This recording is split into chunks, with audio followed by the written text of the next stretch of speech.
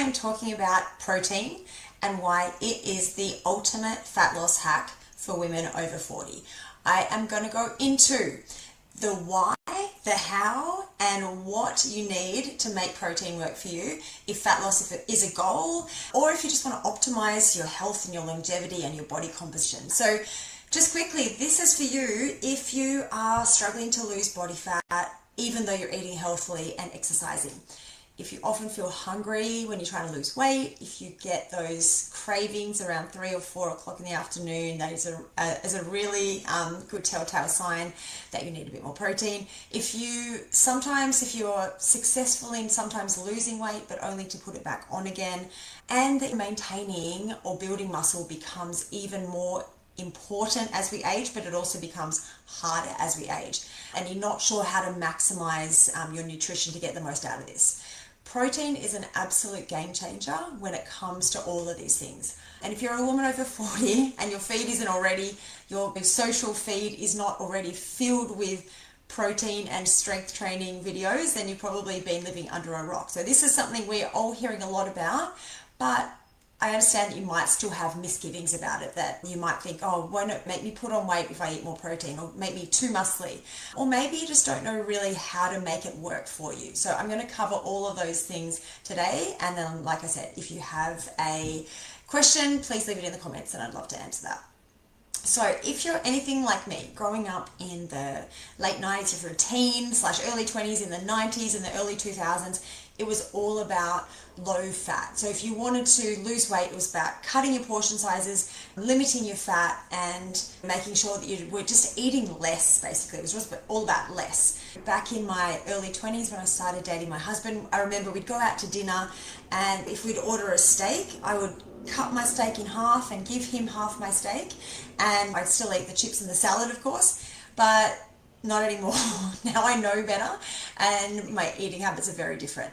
So I'm going to break down in this talk what protein is specifically, why it's even more important after 40, and why most women don't get enough, and also how much you need and how to get that, because I think that's sometimes the missing piece of the puzzle. You're like, okay, everyone's talking about protein, I know I need to eat more, don't really know why, or maybe you do, but how do I actually physically make that happen in my current diet? So let's quickly start with what, so you know why it's important in the first place. Protein is a building block for our muscles, our skin, our hair, our nails. It's also important for the production of hormones and for our immune system. It's essential in the growth and repair of muscles. Crucial if you're training for strength training, which hopefully you are or planning to. It is really crucial as part of that muscle building or muscle maintaining process. Protein contains 4 calories per gram, same as carbohydrates. Also, the highest thermic effect of all the macronutrients. So of protein, carbs, and fats, thermic effect, just a fancy way of saying your body takes more energy to burn it, to use it, to digest it, than it does the other macronutrients.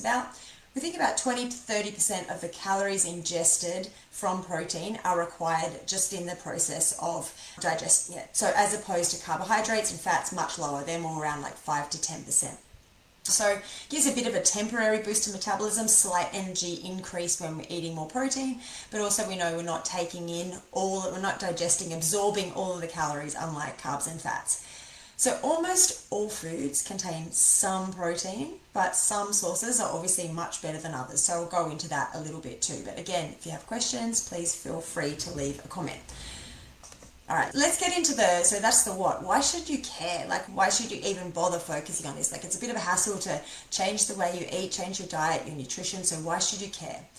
So as we get older and our hormones, estrogen and testosterone in particular, decline, we lose muscle. Most people know that. Sarcopenia is a real issue, osteoporosis, osteopenia, the bones, they're a real issue as we age. So unless we work at it with strength training and nutrition, we know we're going to lose muscle as we age. That's a given.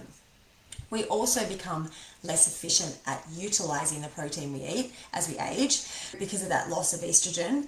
So it's a double whammy. It doesn't take long for the energy balance to swing from a point where you're maintaining your weight to where all of a sudden you're gaining body fat and losing muscle, and you haven't really changed anything. And maintaining that muscle and optimizing that muscle growth is really key to this body composition equation.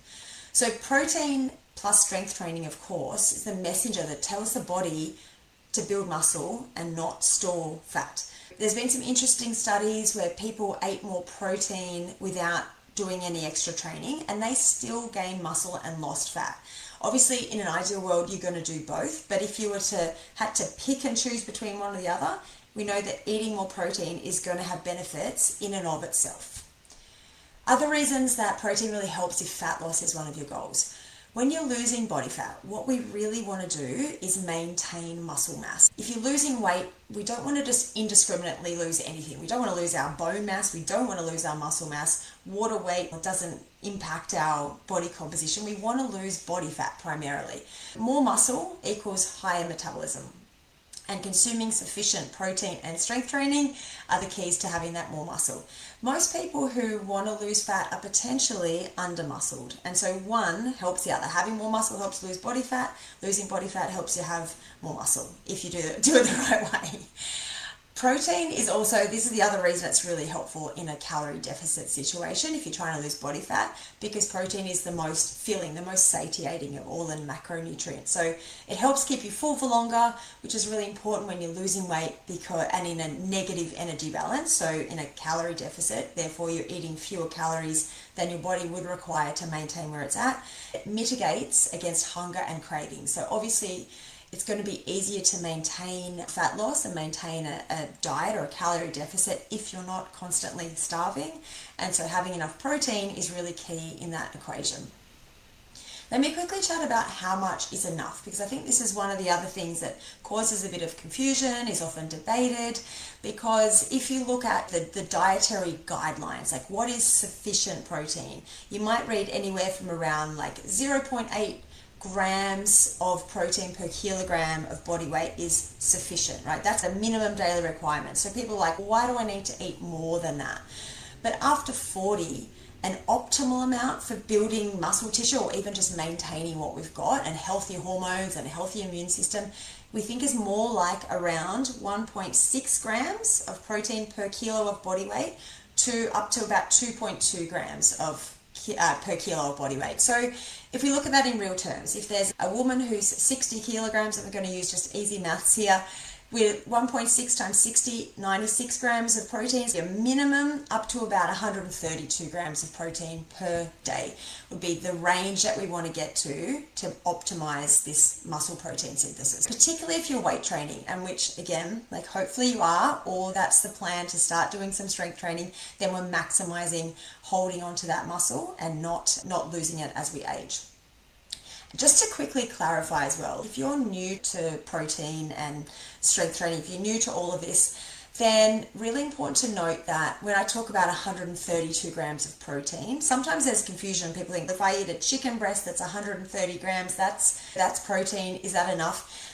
But it's the protein, pure protein content that we're talking about. So a chicken breast is about 20-ish% protein. Obviously the rest is water and other things. So from a chicken breast, you might get 20 to 30 grams, maybe a little bit more if it's a big one. But we need to spread that protein out throughout the day and make sure you're getting that sort of 100, 120, 130 grams, depending on your body weight, through the whole day. I do have a protein cheat sheet. So if you don't have that already and you would like it, just comment cheat sheet, I really struggle to say that word, cheat sheet in this video, and I will send you the protein cheat sheet that gives you these numbers, and it also gives you some examples of what sorts of foods have 30 grams of protein in them. So obviously animal products, meat, seafood, dairy, eggs, they're the highest and most readily absorbed bioavailable forms of protein for your body, so that's ideal. But there are other foods, like vegetarians and vegans can still get their protein in. We've got eggs, tofu, tempeh, grains and nuts and seeds to a lesser extent, so lots of options here for getting your protein, but I do have all of that in that cheat sheet. Now, I just wanted to quickly cover off one more thing, because I got asked this question actually in my group program just this morning about the timing of protein. So you might have heard, if you follow Stacey Sims or people like this who talk about protein and strength training for women over 40 a lot, that timing of protein is important. So I wanted to touch on this. Now, the reason they talk about the timing, and Stacey will talk about having your protein about 30 grams or more within about 45 minutes of strength training for optimal protein synthesis, is that some studies have shown that women have a potentially smaller window for protein synthesis than men. So for it to be most effective in helping to retain / build muscle, they believe that we need to get it inside that window of 45 minutes. Now, look, even if the jury is still somewhat divided on that, by the way. Some other experts will say it doesn't matter, you can just spread it out throughout the day, it's somewhat inconsequential. My view is always to keep it simple. So unless you're an elite strength training athlete and this timing is that 1% or 5% is really important in your goals, I think it's far more important to get your total amount of protein right across the day, making sure you're getting adequate protein throughout the day, which most women aren't. Like if you're already struggling to get to 100 grams of protein through the day, that's priority number one, rather than the timing of protein around your meals and overcomplicating it when you haven't got the foundations right. I equated it this morning to worrying about what colour you're going to paint your house when you haven't even laid the concrete yet. So let's worry about the total amount of protein across your day, really getting a handle on that first. Then you can start to think about the timing around training afterwards. But nailing that protein intake across the day first is definitely the more important of those priorities.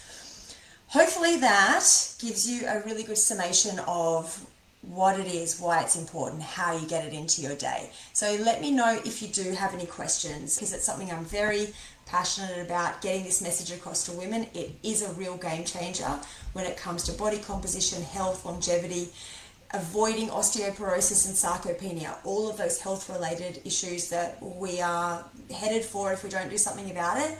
Protein is the answer. Let me know if you have any questions or you want any more clarity around any of that, and I will talk to you guys soon.